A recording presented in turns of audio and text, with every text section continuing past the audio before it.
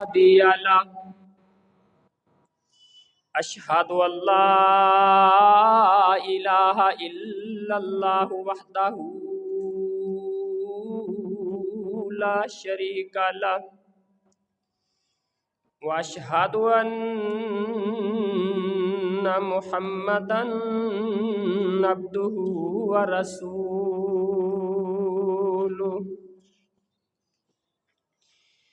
اللهم صل على محمد وعلى آل محمد كما صليت على إبراهيم وعلى آل إبراهيم إنك حميد مجيد اللهم بارك على محمد وعلى آل محمد كما باركت على إبراهيم وعلى آل إبراهيم إنك حميد مجيد أما بعد فإن خير الكلام كتاب الله وخير الهدي هدي محمد صلى الله عليه وآله وسلم وشر الأمور محدثاتها وكل محدثة بدعة وكل بدعة ضلالة وكل ضلالة في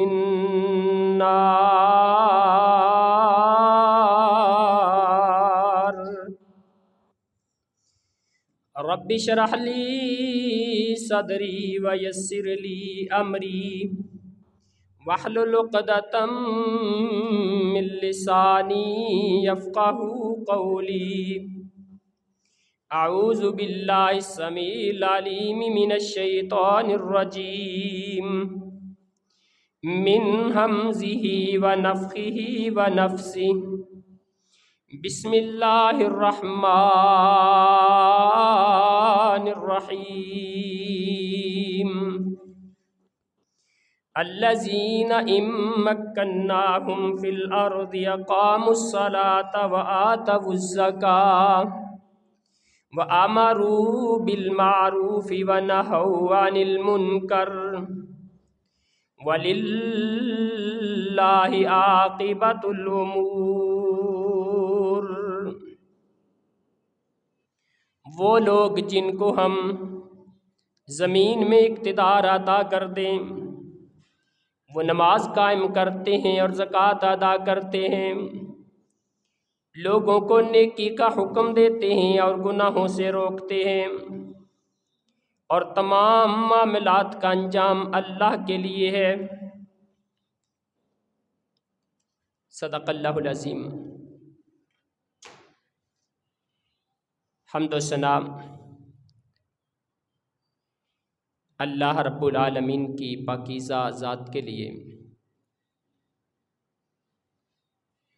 لکھوکھا کروڑا ان گنت لا تعداد درود و سلام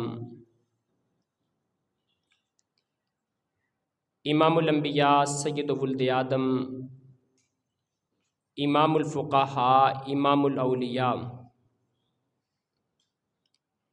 پوری کائنات کے ہادی و مرشد جناب محمد الرسول اللہ صلی اللہ علیہ وآلہ وسلم کی پاکیزہ اطہر اور مقدس ذات پر۔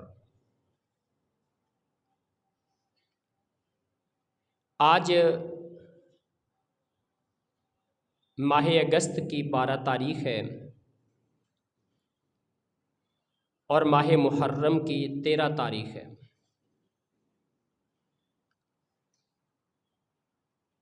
دو دن کے بعد 14 اگست کا ایک تاریخ ساز دن آنے والا ہے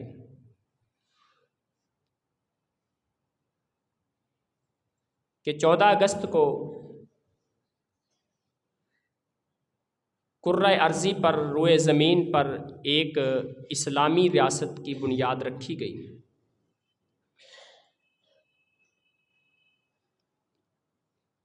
جس طرح کے نظریاتی اور دینی مذہبی بنیادوں پر صحابہ کرام نے مکہ چھوڑا، ہجرت کی، مدینہ منورہ آباد کیا، مدینہ کی شکل میں ایک اسلامی ریاست کی بنیاد رکھی، اسی طرح بر صغیر ہندوستان کے مسلمانوں نے مذہبی سیاسی بنیادوں پر اس پاکستان کے نام پہ اسلامی ریاست کی بنیاد رکھی۔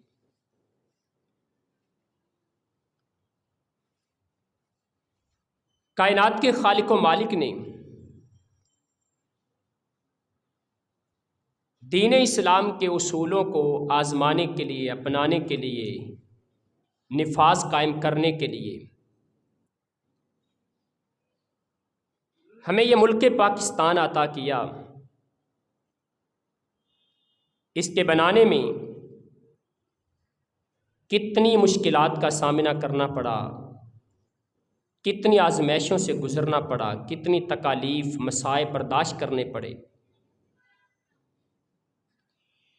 آپ یقیناً صاحب علم و دانش لوگ ہیں، صاحب مطالعہ لوگ ہیں، آپ پڑھتے رہتے ہیں، کتابوں کے اندر بھی یہ موجود ہے، اور ان دنوں میں اخبارات کے اندر کالم نگار بھی اکثر یہ کالم لکھتے ہیں کہ کس طرح سے مسلمان نوجوانوں کو ان کے بوڑھے والدین کے سامنے ذبح کیا گیا، کس انداز سے بوڑھے ماں باپ کے سامنے، بے بس اور لاچار والدین کے سامنے ان کی جوان بیٹیوں کو تکلیف سے، مصائب سے دوچار کیا گیا۔ میری زبان تو وہ الفاظ بولنے کی بھی اجازت نہیں دے رہی جو حشر مسلمان بیٹیوں کا کیا گیا تھا۔ مسلمانوں کے بچوں کو پکڑ کے یوں ہوا کے اندر اچھالا جاتا اور پھر نیچے سے تلوار اور نیزے کے اوپر ان کو لٹکا دیا جاتا، اور اسی تلوار اور نیزے کی انیوں پہ وہ تڑپ تڑپ کے جان دے دیا کرتے تھے۔ اور ظالم لوگ پھر بھی یہ کہتے تھے کہ مسلمانوں کے بچوں، تمہاری جان تو کتنی آسانی سے نکل گئی، تمہارے خون سے ہم نے اپنی تلواروں اور نیزوں کو ناپاک کر لیا ہے، اور اب ہمیں گنگا کے اندر جا کے ان کو پوتر کرنا پڑے گا، دھونا پڑے گا، پاک کرنا پڑے گا۔ ظالموں کے دل کے اندر رحم کی، ترس کی ایک ذرہ بھی رمق باقی نہ تھی۔ جب ہندوستان سے مسلمانوں کی بھری ہوئی ٹرینیں چلتی اور پاکستان کی سرزمین پر پہنچتی، ان ٹرینوں کے ڈبوں کے اندر مسلمان نوجوان بیٹوں اور بیٹیوں، بوڑھے والدین اور بچوں کے تڑپتے لاشوں کے سوا کچھ اور نہیں ملتا تھا۔ لیکن کتنی ہی بہنیں ایسی تھیں جنہوں نے تڑپتے ہوئے جسم سے خون کے فوارے نکل رہے ہیں، ان کا لاشا تڑپ رہا ہے اور ان کی زبان سے ایک ہی لفظ نکلتا تھا، پاکستان جانے والوں، پاکستان کی سرزمین کو ہمارا سلام کہہ دینا۔ چلو اللہ کا شکر ہے، ہماری جان تو جا رہی ہے، پاکستان تو بن گیا ہے نا۔ آج یہ وطن، آج یہ ملک، یہ ریاست ہم سے محبت کا تقاضا کرتی ہے، اور اسلامی فریضہ بھی یہی ہے کہ ہم اپنے ملک کے ساتھ اپنے وطن سے محبت کریں، پیار کریں۔ اپنے وطن اور اپنے علاقے سے محبت کرنا یہ غلط اور منع نہیں ہے۔ خود پیغمبر کائنات علیہ الصلوۃ والسلام کی حیات طیبہ سے، صحابہ کرام کی زندگیوں سے ہمیں ایسی مثالیں ملتی ہیں۔ اور افسوس کی بات یہ ہے کہ ہم نے آزادی کا مفہوم اور آزادی کا جشن اسی معنی میں لے لیا کہ جس معنی میں ہمارے دشمن اغیار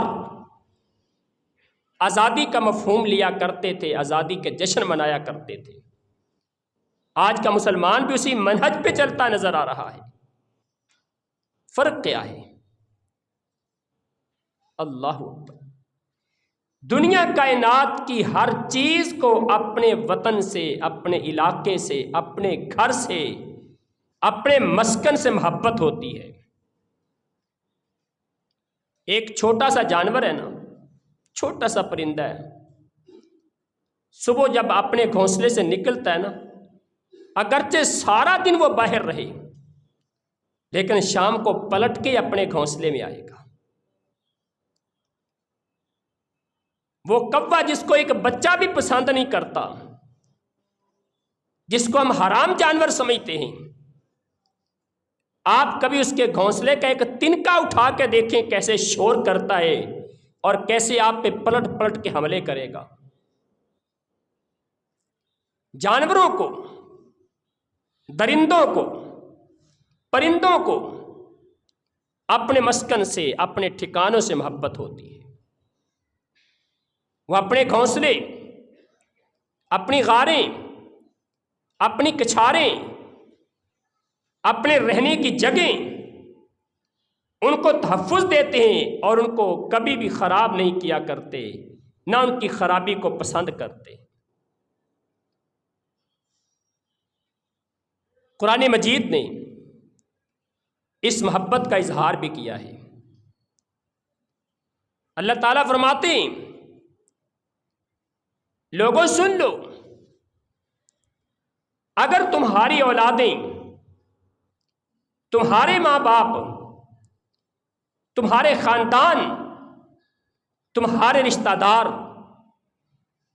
تمہارے مال وَمَسَاكِنُ تَرْضَوْنَهَا، اور تمہارے ٹھکانے، تمہارے گھر، تمہارے وطن اور تمہارے محلے تمہیں اللہ اور اس کے رسول سے زیادہ پیارے اور محبوب ہو گئے تو پھر اللہ کی طرف سے عذاب کا انتظار کرو۔ یہ ایک فطری چیز ہے، اولاد سے محبت فطری ہے، ماں باپ سے محبت فطری ہے، اپنے مال سے محبت فطری چیز ہے، اپنے ٹھکانے سے، اپنے آشیانے سے، اپنے وطن اور محلے سے محبت یہ فطری چیز ہے۔ آپ کبھی ان بزرگوں سے پوچھئے گا، یہ ہمارے بزرگ جو اس وقت زندگی کی کئی دہائیاں بیت چکے ہیں، گزار چکے ہیں، اور جہاں وہ کبھی رہا کرتے تھے، جہاں ان کا بچپن گزرا تھا، جہاں ان کی جنم بھومی تھی، جہاں ان کی پیدائش ہوئی تھی، جن گلیوں میں وہ کھیلا کرتے تھے، کبھی ان سے سوال کریں کہ اگر آپ کو ان علاقوں میں لے کے جایا جائے تو تمہارا کیا خیال ہوگا؟ یقین جانیں یہ بوڑھے بھی تڑپ اٹھیں گے۔ اور کبھی اگر ان کے علاقے میں ان کو لے کے جایا جائے تو وہاں کے در و دیوار کو بوسے دیتی، ان کے آنسو رواں ہو جاتے ہیں، وہاں کی ایک ایک چیز سے محبت اور پیار کا اظہار کرتے نظر آتے ہیں۔ اور وہ صحابہ کرام جنہوں نے دین اسلام کی خاطر اللہ کے دین کی نشر و اشاعت کے لیے اپنی جانوں کے نذرانے بھی پیش کیے، اپنے مال کے نذرانے بھی پیش کیے، اس کے ساتھ ساتھ اپنے وطن کو بھی قربان کیا، ان صحابہ کرام کا تذکرہ کائنات کے رب نے قرآن مجید میں کیا ہے۔ للفقراء المہاجرین الذین اخرجوا من دیارہم واموالہم یبتغون فضلا من اللہ ورضوانا۔ اللہ فرماتے ہیں وہ فقیر، وہ لٹے پٹے، سب کچھ لٹا کے آنے والے، ہجرت کرنے والے، مکہ کی وادیوں کو، مکہ کی سرزمین کو، اپنے رونق والے گھروں کو، اپنے رشتہ داروں کے محلوں کو چھوڑ کے جن صحابہ کرام نے ہجرت کی، مدینہ کی طرف آئے، اللہ فرماتے ہیں اولئک هم الصادقون، یہ اپنے وطن کی قربانی دین کی خاطر دینے والے یہ حقیقت میں سچے صحابہ کرام ہیں، حقیقی مسلمان ہیں، صداقت ان کے اندر موجود ہے۔ اولئک هم الصادقون، یہ سچے لوگ ہیں۔ بلکہ بنی اسرائیل کے قوم کا تذکرہ کرتے ہوئے سورہ البقرہ دوسرے پارے کے اندر اللہ تعالیٰ نے تو یہاں تک کہہ دیا، ایک وقت آیا تھا بنی اسرائیل کو ان کے علاقے سے نکال دیا گیا، وطن سے بے وطن کر دیا گیا، علاقے سے، دیش سے پردیش کر دیا گیا، اور یہ بیچارے مختلف ملکوں کی، مختلف علاقوں کی خاک چھانتے پھرتے نظر آتے ہیں۔ آخرکار اللہ کی نافرمانیوں کی بنا پہ بنی اسرائیل کے اندر نبوت کا سلسلہ بھی منقطع ہو گیا۔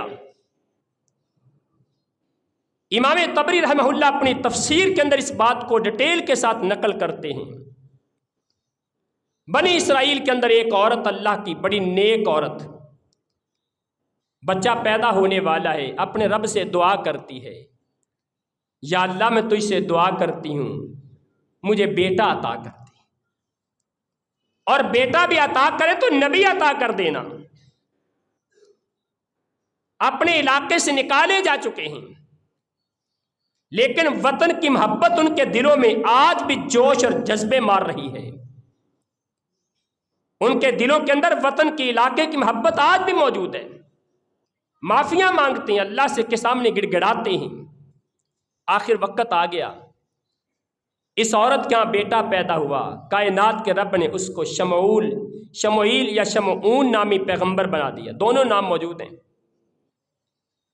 قوم کے لوگ اکٹھے ہو کے اس نبی کے پاس گئے، کہا انتظار کرتے کرتے صدیاں بیت رہی ہیں، ہمیں کوئی مناسب رہنما نہیں مل رہا، کوئی مناسب ہمیں سپہ سالار نہیں مل رہا، آپ ایک بندے کو ہمارا بادشاہ مقرر کر دیں، ہم اس کی سپہ سالاری میں، اس کی نگرانی میں اپنے دشمن سے لڑائی کر کے اپنے علاقے واپس لینا چاہتے ہیں۔ نبی نے کہہ دیا مجھے خطرہ ہے، اگر تمہیں لڑائی کا حکم دے دیا گیا تو تم لڑائی نہیں کرو گے، جہاد نہیں کرو گے۔ تو یہ جواب دیتے ہیں وَمَا لَنَا أَلَّا نُقَاتِلَ فِي سَبِيلِ اللَّهِ وَقَدْ أُخْرِجْنَا مِنْ دِيَارِنَا وَأَبْنَائِنَا، کہتے ہیں ہم کیوں لڑائی نہیں کریں گے، ہمیں ہمارے علاقوں سے نکالا گیا، ہمارے بیٹوں کو ذبح کیا گیا، ہمارے محلے ہم سے چھین لیے گئے، ہمارے مکانات ہم سے چھین لیے گئے، ہم اپنے علاقے کی خاطر، اللہ کے دین کی خاطر ہم جہاد کریں گے۔ یہاں بھی وطن کی محبت موجود ہے۔ اپنے علاقے کا پیار موجود ہے۔ اللہ اکبر۔ اور پھر بھی یہ بات بھی یاد رکھیں، اپنے علاقے کو چھوڑنا، اپنے وطن کو چھوڑنا بڑا مشکل ہوتا ہے، کیونکہ محبت ہے اس سے۔ اور اس بات کا اظہار بھی قرآن مجید نے سورہ النساء کے اندر کیا ہے، وَلَوْ أَنَّا كَتَبْنَا عَلَيْهِمْ أَنِ اقْتُلُوا أَنفُسَكُمْ أَوِ اخْرُجُوا مِنْ دِيَارِكُمْ مَا فَعَلُوهُ إِلَّا قَلِيلٌ مِّنْهُمْ۔ اللہ فرماتے ہیں اگر ہم لوگوں پر، مسلمانوں پر یہ فرض کر دیتے، حکم دے دیتے کہ اپنے آپ کو قتل کرو، اپنے آپ کو مرواؤ، جہاد کے میدان میں لے جا کے اپنی گردنیں اترواؤ، اپنے جسم کٹواؤ جا کے، اور اپنے علاقے چھوڑ دو، اب اخرجوا من دیارکم، نکل جاؤ اپنے محلوں سے، اپنے علاقوں اور اپنے وطن سے نکل جاؤ۔ اللہ فرماتے ما فعلوہ الا قلیل منہم، تو بڑے تھوڑے لوگ یہ کام کرنے کے لیے تیار ہوتے ہیں۔ کیوں؟ علاقے کی، وطن کی محبت انسان کے دل میں فطری طور پہ موجود ہوتی ہے۔ اور اسی طرح جن لوگوں کو اپنے وطن سے محبت تھی، ہر انسان کو ہوتی ہے، لیکن کچھ لوگ اپنے وطن، اپنے علاقے کی محبت کے طور پر مثبت سرگرمیاں بھی کرتے ہیں، کوئی پازیٹیو ایکٹیویٹیز بھی کرتے ہیں، اور ان کی دعائیں، ان کی کوششیں، ان کی محنتیں یہی ہوتی ہیں کہ ہمارا علاقہ ترقی کرے، ہمارا وطن ترقی کرے۔ اس کے لیے جناب ابراہیم علیہ السلام کی سیرت ہمارے سامنے موجود ہے۔ جب مکہ شہر آباد ہو گیا، قربانیاں دیں، اپنے چند دنوں کے بیٹے کو، چند مہینوں کا بیٹا، اپنی بیوی کو تنہا مکہ کے جنگل اور بیابان علاقے میں چھوڑا، اور پھر اللہ کا کرنا ایسا ہوا، آبادی بڑھتی رہی، مکہ آباد ہو گیا۔ اب جناب ابراہیم علیہ السلام اللہ تعالیٰ سے دعا کرتے ہیں، رب اجعل ھذا البلد آمنا، اے اللہ میں تجھ سے دعا کرتا ہوں اس مکہ شہر کو امن والا بنا دینا۔ سب سے پہلی دعا جناب ابراہیم نے بیت اللہ کے لیے، مکہ مکرمہ کے لیے، حرم مکی کے لیے، سرزمین حجاز کے لیے، جناب ابراہیم علیہ السلام نے جو دعا کی تھی وہ امن کی دعا تھی۔ یہاں سے یہ پتہ چلتا ہے جب تک کوئی ملک، کوئی علاقہ، کوئی محلہ، کوئی شہر اور گاؤں پر امن نہیں ہوگا، اس وقت تک وطن کہلانے کا حقدار نہیں بن سکتا، اور اس وقت تک وہاں پہ زندگی گزارنا آسان نہیں ہو سکتا۔ جناب ابراہیم علیہ السلام چاہتے تو پہلے رزق کی دعا کر دیتے، چاہتے تو پہلے اس کی آباد کاری کی دعا کرتے، لیکن دعا کیا کرتے ہیں؟ رب اجعل ھذا بلدا آمنا، اللہ اس شہر کو امن والا بنا دے۔ اور کیسا امن والا؟ رسول اللہ صلی اللہ علیہ وسلم فرماتے ہیں مکہ کے اندر، مکہ کی حدود میں کسی جانور کو مارنا بھی کائنات کے رب نے حرام اور منع کر دیا ہے۔ مارنا تو بڑی دور کی بات ہے، کوئی جانور کسی درخت پہ بیٹھا ہے اور تم ہلکی سی تالی بجا کے، سیٹی بجا کے اس کو اڑا دو گے، اللہ کا تم گناہ گار ہو۔ مکہ کے علاقے میں، سرزمین مکہ میں اگر گھاس ہے، وہاں تم گھاس کا پتا بھی نہیں توڑ سکتے، کسی درخت کی ٹہنی نہیں توڑ سکتے۔ صرف 5 جانوروں کو مارنے کی اجازت دی گئی۔ یہ امن ہے وہاں کا۔ اس امن کی دعا کس نے کی؟ جناب ابراہیم علیہ السلام نے کی، اور یہ دعا اپنے وطن کی محبت کی دلیل ہے، علاقے کی محبت کی دلیل ہے۔ پھر دوسری دعا کرتے ہیں وَارْزُقْ أَهْلَهُ مِنَ الثَّمَرَاتِ، اے اللہ میں تجھ سے دعا کرتا ہوں مکہ کے رہنے والے، سرزمین حجاز کے رہنے والے، لوگوں کو پھلوں کا رزق عطا فرما دینا۔ جو لوگ وہاں گئے ہیں اللہ تعالیٰ ان کو دوبارہ جانے کی توفیق دے، اور جو نہیں جا سکے میرے سمیت اللہ ہم سب کو بار بار جانے کی توفیق عطا فرمائے۔ وہاں جانے والے ان سے پوچھئے گا کہ مکہ کے علاقے میں کوئی باغ نہیں ہے، کسی قسم کا کوئی پھل وہاں پہ پیدا نہیں ہوتا، کوئی فصل نہیں اگتی وہاں پہ، لیکن پوری دنیا کا کوئی پھل دنیا کے کسی کونے میں پیدا ہوتا ہے وہ مکہ کی سرزمین میں آپ کو ضرور ملے گا۔ یہ جناب ابراہیم علیہ السلام کی دعا کا نتیجہ ہے، اور یہ دعا وطن کے ساتھ محبت کی دلیل ہے۔ اسی طرح انسان کا وطن، انسان کا علاقہ، یہ گھر، یہ گلیاں، یہ سڑکیں، یہ بازار، یہ مارکیٹیں، یہ تعلیمی ادارے، یہ شفا خانے، یہ اسپتال، یہ مساجد، اور یہ ہمارے گھروں کی رونقیں، یہ ساری کی ساری اللہ تعالیٰ کی نعمت ہے، کیونکہ پیغمبر کائنات محمد الرسول اللہ صلی اللہ علیہ وسلم فرماتے ہیں من اصبح منکم آمنا فی سربہ معافا فی جسدہ عنده قوت یومہ فکأنما حیزت لہ الدنیا بحذافیرہا۔ جامع ترمذی کی روایت ہے حسن درجے کی۔ اللہ کے رسول فرماتے ہیں جس بندے کے پاس 3 نعمتیں موجود ہیں، کتنی نعمتیں؟ 3 نعمتیں، زیادہ کا تذکرہ نہیں کیا۔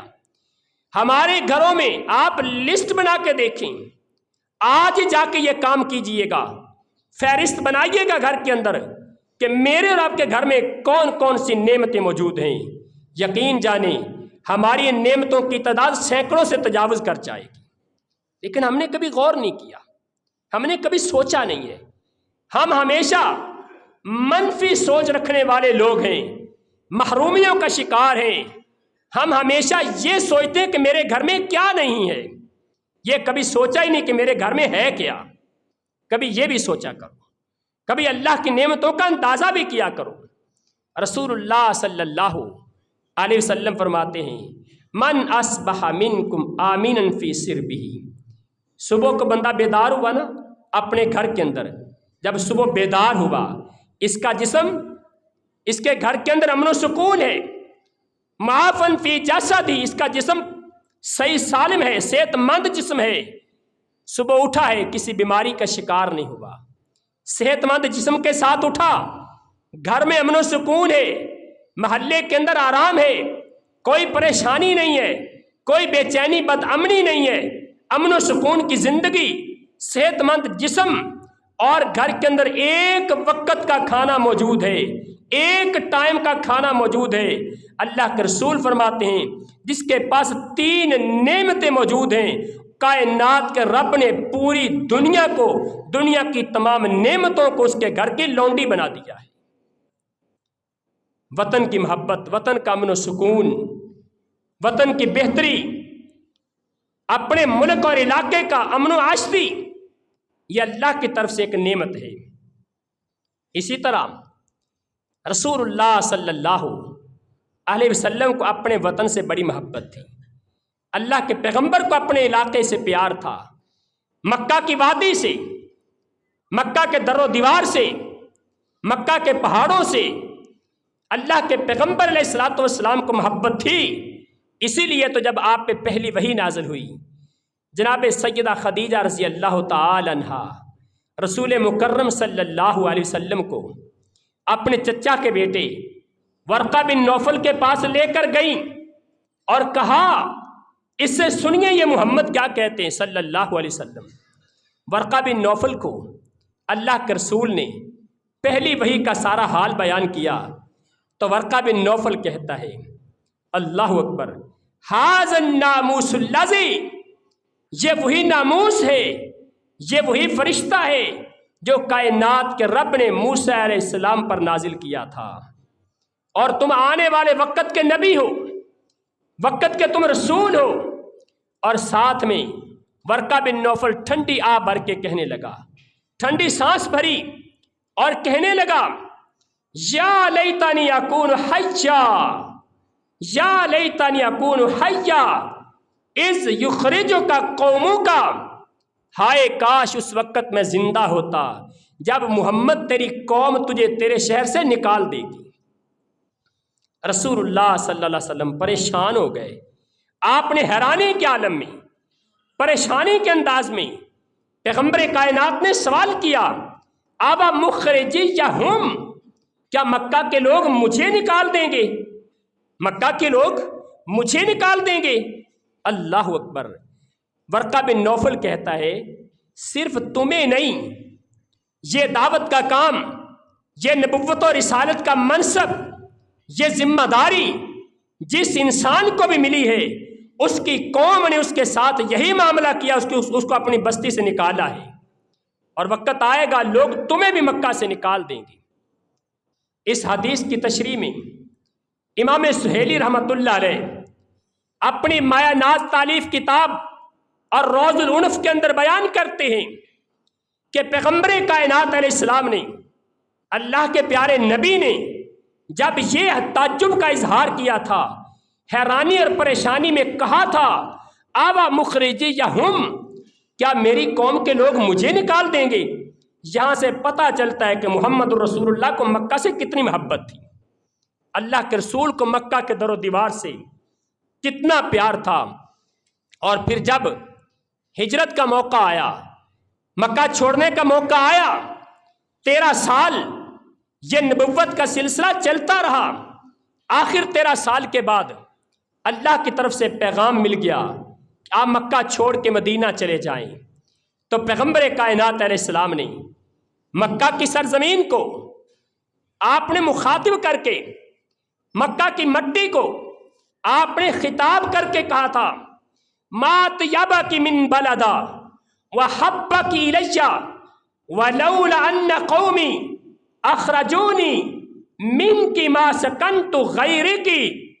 इब्ने हिब्बान रहमतुल्लाह अलैह अपनी हदीस की किताब में ये रवायत नकल करते हैं और इमाम अलबानी इसको सही लिखते हैं कि पैगम्बर कायनात अलैहिस्सलाम ने हिजरत के मौके पर मक्का की सरजमीन को, मक्का के दरो दीवार को, अपने वतन और इलाके की मट्टी को आपने खिताब करके ये कहा था, ऐ मक्का का इलाका, मक्का की सरजमीन, तो कितनी पाकीज़ा ज़मीन है, मुझे तेरे साथ कितनी मोहब्बत है। अल्लाह की कसम खा के कहता हूँ, अगर मक्का के लोग मुझे ना निकालते, मैं मक्का के सिवा कहीं और रहने का फैसला ही ना करता। लेकिन मक्का के लोग चूंकि मुझे निकाल रहे हैं, इसलिए मुझे जाना पड़ रहा है। अल्लाह की तरफ से भी यही हुक्म है, रब की मंशा और रज़ा भी यही है। और अपने वतन से मोहब्बत जनाब बिलाल रज़ी अल्लाह ताला अन्हु, उनकी ज़ुबान से भी मालूम होती है। सैयदा आयशा रज़ी अल्लाह ताला अन्हा बयान करती हैं, रात की तारीकी है, सूरज चांद अपनी किरणें बखेर रहा है, मस्जिद नबवी के सहन के अंदर से किसी के दर्द भरे अशार की आवाज़ आती है।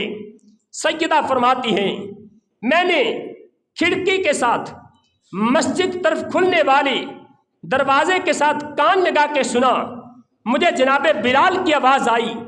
जनाब बिलाल मस्जिद के सहन में दर्द भरे अंदाज में यह अशार पढ़ते नजर आते हैं, अला लैता शेरी, अला लैता शेरी, हल उबी तन्न लैला बेवादिन हौली इज़खरुन व जलीलू वहल अरिदना यौमन मियाह मजिन्ना वहल यबदून अली शामतुन व तफीलू। अल्लाह अकबर। जनाब बिलाल की ज़ुबान पे यह अशार हैं। मतलब क्या है? क्या कभी ऐसा वक़्त आएगा, क्या कभी ऐसा दिन आएगा कि मैं एक रात उस वादी में गुजारूंगा जो मक्का की वादी है, जहाँ इज़्खर और जलील नामी घास, मैं उस घास के पास बैठूंगा। क्या ऐसा वक़्त आएगा कि मुझे दोबारा मक्का जाने का मौका मिले और मैं मजिन्ना के पानी जाके देखूं और मैं देखूं कि मक्का के इर्द गिर्द शामा और तफील के पहाड़, उन पहाड़ों की ज़ियारत कर सकूं, मक्का की वादियों का, मक्का के पहाड़ों का, मक्का के चश्मों का, मक्का की फ़ज़ाओं का तज़किरा करके जनाब बिलाल मस्जिद नबवी के सहन में बैठे दर्द भरे अशार कह रहे हैं। सैयदा आयशा ने जब सुना तो पैगम्बर कायनात अलैहिस्सलाम से درخواست کر دی، اللہ کے پیغمبر کو بتا دیا کہ آپ کے صحابی بلال مکہ سے کتنی محبت رکھتے ہیں، کتنا پیار ہے، کس طرح کے اشعار پڑھتے ہیں، تو پیغمبر کائنات علیہ السلام نے رات کی تاریکیوں میں میرے مصطفیٰ نے اپنے نبوت والے ہاتھ اٹھائے اور اللہ سے دعا کر دی، اللہم حبب الینا المدینۃ کحبنا مکہ واشد، اے اللہ جتنی ہمیں مکہ سے محبت ہے، اللہ اس قدر ہمیں مدینہ سے محبت کرنے والا بنا دے، یا مدینہ کی محبت ہمارے دلوں میں اس سے بھی زیادہ پیدا کر دے۔ اور یہ بھی اپنے علاقے اپنے وطن سے محبت کی دلیل ہے۔ کائنات کے محبوب پیغمبر جناب محمد الرسول اللہ صلی اللہ علیہ وسلم آقا احد کے پہاڑ کو دیکھا کرتے تھے، جو مسجد نبوی کے دروازے سے بھی سامنے نظر آتا ہے۔ پیغمبر کائنات علیہ السلام احد کے پہاڑ کو دیکھ کے آپ کہا کرتے تھے، ھذا جبل یحبنا ونحبہ، یہ مدینے کا پہاڑ ہے، یہ جبل احد ہے، احد کا پہاڑ ہے، اس پہاڑ سے ہمیں محبت ہے اور یہ پہاڑ ہم سے محبت کرتا ہے۔ یہ بھی وطن کی محبت کی دلیل ہے۔ اور جناب انس رضی اللہ تعالی عنہ رسول اللہ کے خادم خاص بیان کرتے ہیں، ان النبی صلی اللہ علیہ وسلم کان اذا قدم من سفر فنظر الى جدرات المدینہ اوضع راحلته وان كان على دابہ فحرکها من حبها۔ پیغمبر کائنات علیہ السلام جب آپ مدینہ سے باہر جاتے، جہاد کے سفر میں جاتے، کسی قوم قبیلے سے معاہدہ کرنے کے لیے جاتے، کسی اور مقصد اور غرض سے آپ مدینہ سے باہر کا سفر کرتے، جب آپ واپس آتے تھے تو دور سے جب مدینہ کے برج نظر آتے، دور سے جب مدینہ کی دیواریں نظر آتی، تو پیغمبر کائنات علیہ السلام اپنی سواری کو ایڑ لگا دیا کرتے تھے، اپنی سواری کو تیز دوڑایا کرتے تھے۔ حدیث کے الفاظ ہیں، من حبھا، مدینے کی محبت کی بنیاد پہ اللہ کے رسول اپنی سواری کو تیز کر دیا کرتے تھے۔ وطن کی محبت اللہ تعالی ہر مسلمان کو نصیب فرما دے، اپنے علاقے کی محبت، اور اس محبت کا تقاضا بھی ہے، وہ تقاضے ہمیں پورے کرنے چاہیے۔ ایک روایت بیان کی جاتی ہے، حب الوطن من الایمان، وطن کی محبت ایمان کا حصہ ہے۔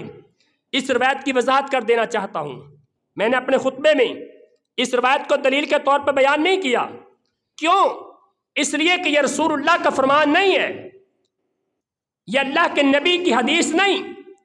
حب الوطن من الایمان ہمارے عموماً تعلیمی اداروں میں لکھی نظر آتی ہے، کتابوں میں لکھی نظر آتی ہے، لوگوں کی زبانوں پر عام ہے، لیکن یہ پیغمبر کائنات کا فرمان نہیں ہے۔ اور نبی علیہ الصلوۃ والسلام کی حدیث اگر نہ ہو، اس کو حدیث کے طور پہ بیان کرنے والا پیغمبر کائنات نے فرمایا، فَلْيَتَبَوَّأْ مَقْعَدَهُ مِنَ النَّارِ، اس بندے نے اپنا ٹھکانہ جہنم میں بنا لیا ہے۔ اس لیے یہ موضوع ہے، من گھڑت ہے، اللہ کے نبی کے الفاظ نہیں ہیں۔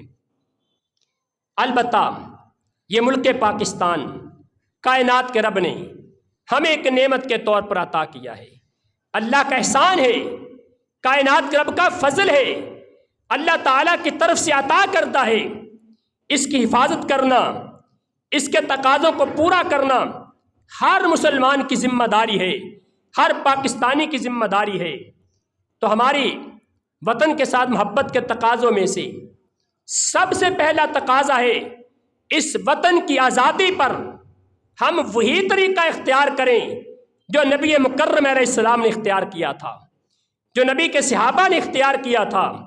پیغمبر کائنات نے آزادی پر دو طریقے اللہ کے رسول سے ملتے ہیں۔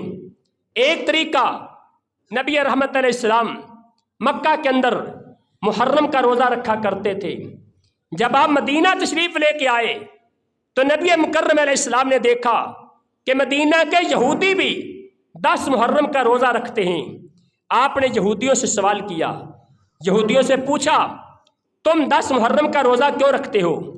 تو یہودیوں نے کہا تھا، یہ وہ دن ہے جس دن کے اندر کائنات کے رب نے موسیٰ علیہ السلام کو اور ان کی پوری قوم کو ہمارے آباء و اجداد کو فرعون کی غلامی سے نجات عطا کی تھی، اس خوشی میں آزادی ملنے کے معاملے میں ہم روزہ رکھتے ہیں، تو نبی مکرم علیہ السلام نے فرمایا کہ میں بھی اسی خوشی میں روزہ رکھا کروں گا، کیونکہ موسیٰ میرا بھائی تھا اور میرے بھائی کی آزادی، اس کی قوم کی آزادی جس طرح انہیں خوشی ہے مجھے بھی خوشی ہے، اس خوشی کے آزادی کی خوشی میں بھی روزہ رکھا کروں گا۔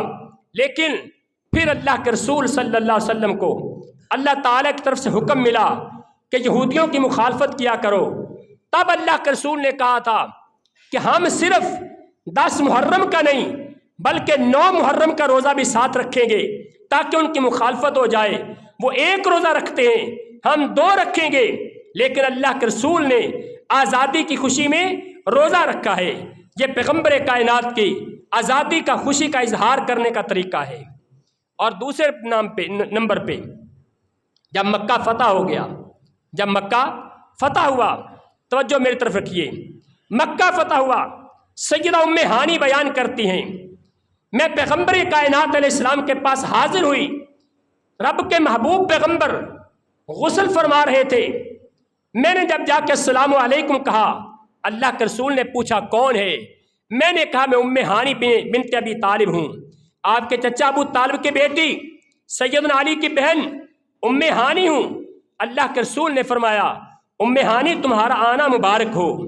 پھر پیغمبر کائنات علیہ السلام نے غسل فرمانے کے بعد آپ نے 8 رکعت نماز پڑھی۔ ام ہانی بیان کرتی ہیں یہ چاشت کا وقت تھا اور رسول اللہ صلی اللہ علیہ وسلم نے فتح مکہ کی خوشی میں یہ 8 رکعت نماز پڑھی تھی۔ اللہ کے نبی نے اس خوشی کا اظہار کیسے کیا؟ اپنے رب کو منا کے کیا ہے، اللہ کی عبادت سے خوشی کا اظہار کیا ہے۔ اور اس خوشی کا دوسرا تقاضا یہ ہے کہ ہم آزادی کے تقاضوں کو پورا کریں۔ آزادی ایک بہت بڑی نعمت ہے، لیکن آزادی کے تقاضے ہیں۔ کہنے والے کہتے ہیں الحریہ والمسئولیۃ وامان، آزادی اور ذمہ داری یہ دونوں سگے بھائی ہیں، اگر ان میں سے ایک مر جائے گا دوسرا خود بخود مر جائے گا، یہ دونوں جڑواں ہیں، آزادی اور ذمہ داری۔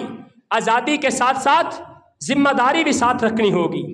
مثال کے طور پہ آپ اپنی رائے کا اظہار کرنے کا حق رکھتے ہیں، آپ بولنے کا حق رکھتے ہیں، اپنی آواز اٹھانے کا حق رکھتے ہیں، لیکن جہاں آپ کے بولنے سے دوسرے کی عزت برباد ہوتی ہے، جہاں آپ کے زبان کھولنے سے جھوٹ عام ہوتا ہے، جہاں آپ کے بولنے سے ملک و ملت کا نقصان ہوتا ہے، وہاں آزادی نہیں ہوگی۔ آپ کسی ہسپتال میں جاتے ہیں، جس طرح پورے ملک کے لوگوں کو ایک ہسپتال کے اندر علاج کروانے کی اجازت ہے، آپ کو بھی اجازت ہے، لیکن وہاں پہ دنگا فساد کرنا، رشوت کے معاملات طے کرنا، وہاں کی ادویات کو چوری کرنا اور وہاں پہ اپنی باری پہلے لینے کی کوشش کرنا، یہ آزادی نہیں ہوگی۔ یہ سڑک پہ چلنا، روڈ پہ چلنا آپ کے لیے آزادی ہے، جیسے دوسرے لوگ روڈ کو استعمال کرتے ہیں آپ بھی استعمال کریں، لیکن روڈ کو اپنے ذاتی مفاد کے لیے استعمال کرنا جس سے دوسروں کا نقصان نظر آتا ہو، جس سے دوسروں کو تکلیف نظر آتی ہو، یہ آزادی نہیں ہوگی، یہاں پہ آزادی ختم ہو جائے گی۔ آزادی کے تقاضے ہیں، آزادی صرف وہاں تک ہوگی جہاں تک آپ کی ذات کو تو فائدہ پہنچ رہا ہے لیکن دوسروں کا نقصان نہیں بن رہا، دوسروں کے لیے کوئی تکلیف نہیں بن رہی، دوسروں کے لیے پریشانی نہیں بن رہی، تب تک تو آزادی ہے۔ لیکن اگر آپ کے پاں کرنے سے، آپ کے موٹر سائیکلوں کے سلنسر نکالنے سے، آپ کے شور شرابہ کرنے سے، آپ کے ڈھول ڈھمکا کرنے سے، آپ کے آلات موسیقی استعمال کرنے سے، آپ کے ناچ گانے سے، آپ کے جلوس نکالنے سے، آپ کے روڈ بلاک کرنے سے، آپ کے جھنڈیاں لٹکانے سے اگر دوسروں کی آزادی میں خلل پیدا ہوتا ہے، دوسروں کے سکون میں خلل پیدا ہوتا ہے، دوسروں کی عزت نفس اگر مجروح ہوتی ہے تو پھر آپ کی آزادی نہیں ہوگی، پھر اللہ کیا مجرم بن کے کھڑے ہوں گے۔ لہذا آزادی کے تقاضوں کو ملحوظ خاطر رکھنا یہ وطن کی محبت کی علامت ہے۔ اور تیسرا تقاضا یہ ہے اس وطن کے اندر، اس ملک و ملت میں اقامت دین کی کوشش کی جائے، میں بھی اللہ کے دین کو قائم کرنے کی کوشش کروں، آپ بھی دین الہی کو قائم کرنے کی کوشش کریں، کیونکہ قرآن مجید نے اس بات کا اعلان کیا ہے، یا اہل الکتاب لستم علی شیء حتی تقیموا التوراۃ والانجیل وما انزل الیکم من ربکم، اے یہودیو، اے عیسائیو، تمہاری کوئی حیثیت نہیں، تمہارا کوئی مقام نہیں، تمہاری کوئی وقت نہیں، تم بے حیثیت لوگ ہو جب تک تم اپنے ملکوں میں، اپنے علاقوں میں، اپنے وطن میں تورات اور انجیل کا نظام قائم نہیں کر دیتے، اس وقت تک تمہاری کوئی حیثیت نہیں۔ اور اللہ قرآن والوں سے کہہ رہا ہے، اے قرآن کے ماننے والوں، جب تک اپنے وطن کے اندر، اپنے ملک و ملت کے اندر تم قرآن کا، حدیث کا قانون نافذ نہیں کر دیتے، اس وقت تک تمہاری کوئی آزادی نہیں۔ لستم علی شیء، تم کچھ بھی نہیں ہو، تمہاری کوئی حقیقت نہیں ہے، تمہاری کوئی حیثیت نہیں ہے، تمہارا مقام، تمہارا مرتبہ، تمہاری شان و شوکت، تمہاری رفعت و بلندی، تمہارا جاہ و جلال اس بات پہ منحصر ہے، اس بات پہ ڈیپینڈ کرتا ہے کہ تم اللہ کے قرآن کو کتنا نافذ کرتے ہو، تم رسول اللہ کی حدیث کو کتنا نافذ کرتے ہو۔ اس میں اپنا حصہ ڈالیے، اس میں اپنے آپ کو تیار کیجئے کہ آپ نے ملک و ملت کی تقدیر کا وہ فیصلہ کرنا ہے جس سے کتاب و سنت کا نفاذ ہو سکے۔ یہی وطن کی آزادی کا جشن ہے، یہی آزادی کا تقاضا ہے۔ اگر آپ آج اس بات کو بھول جائیں اور یہ دیکھیں کہ میرے کام کتنے ہوتے ہیں، مجھے پروٹوکول کتنا ملتا ہے، میرا تعلق کتنا ہے، میری رشتہ داری کتنی ہے، اس بنیاد پہ اگر حکمرانوں کی اقتدار کے فیصلے کرنے بیٹھ جائیں گے، پھر یقین جانیں یہ وطن سے محبت نہیں، یہ اپنے مفادات سے محبت ہے۔ اور آخری بات، آخری تقاضا کرنا چاہتا ہوں، وطن کی محبت کا آخری تقاضا یہ ہے کہ آپ اس وطن کی ایک ایک چیز سے محبت کریں، وطن کے اداروں سے، وطن کی فوج سے، وطن کی املاک سے، اس ملک و ملت کی چیزوں سے آپ کو محبت ہونی چاہیے، ان کو توڑنے سے، ان کو ضائع کرنے سے بچانا چاہیے۔